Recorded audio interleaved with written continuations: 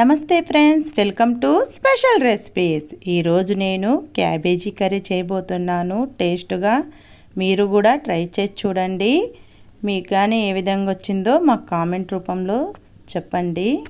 తయారీ విధానం చూద్దాం. స్టవ్ ముట్టించి కుక్కర్ పెట్టుకుందామండి. నేను కుక్కర్లో చేస్తున్నాను. 4 టేబుల్ స్పూన్స్ ఆయిల్ వేసుకున్నాను. ఆయిల్ కొంచెం వేడయ్యాక 1 స్పూన్ జీలకర్ర, 1 స్పూన్ ఆవాలు వేసానండి. కరివేపాకు కూడా వేస్తున్నాను. చిటపటలాడుతుంది. కొంచెము బిగినర్స్ చూసి వేసుకోండి. ఇప్పుడండి ఒక పెద్ద ఆనియన్ కట్ చేసుకొని వేసుకుంటున్నాను. బాగా కలుపుకుందామండి. బాగా కలపాలి. మనము ఇప్పుడు పసుపు 1/2 స్పూన్ వేసుకుందామండి. టమాటోస్ కూడా 2 టమాటోస్ వేసుకుందాము. నీట్గా కలుపుకుందామండి. మాడకుండా చూసుకోవాలి.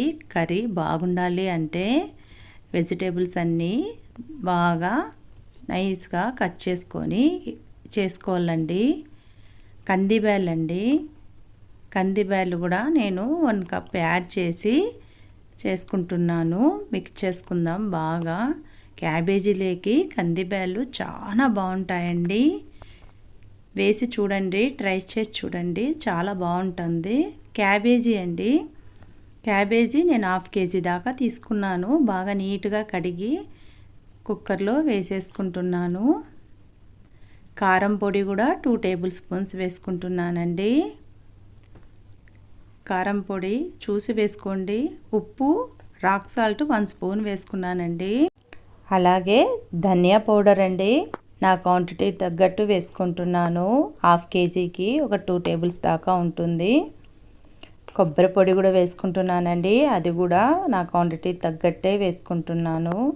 బాగా మిక్స్ చేసుకోవాలండి. నేను దీన్నంతా సిమ్లోనే పెట్టి ఈ ప్రాసెస్ అంతా చేస్తానండి. ఎందుకంటే ఆయిల్లో ఇవి బాగా మగ్గనిచ్చినాకే ఎసురు వేస్తాను. కొంతమందికి ఉత్త క్యాబేజీ తినడం ఇష్టం ఉండదు కదండి. అట్లాటప్పుడు ఇట్లా కందిబ్యాలు అవి వేసి చేస్తే టేస్ట్ బాగుంటుందండి. అట్లే కొత్తిమీర కూడా వేసానండి. 2 గ్లాసెస్ వాటర్ వేసుకున్నానండి. మీరు కానీ ఈ వీడియోని ఎక్కడ స్కిప్ చేయకుండా చూసింటే ఒక లైక్ చేయండి, సబ్స్క్రైబ్ చేసుకోండి మా ఛానల్ని. ఇప్పుడు నేను దాన్ని వాటర్ అంతా మిక్స్ చేశాను కదా, హై ఫ్లేమ్లో పెట్టి కుక్కరు 4 విజిల్స్ ఇప్పిస్తున్నానండి. 4 విజిల్స్ ఇప్పించినాక చూపిస్తా.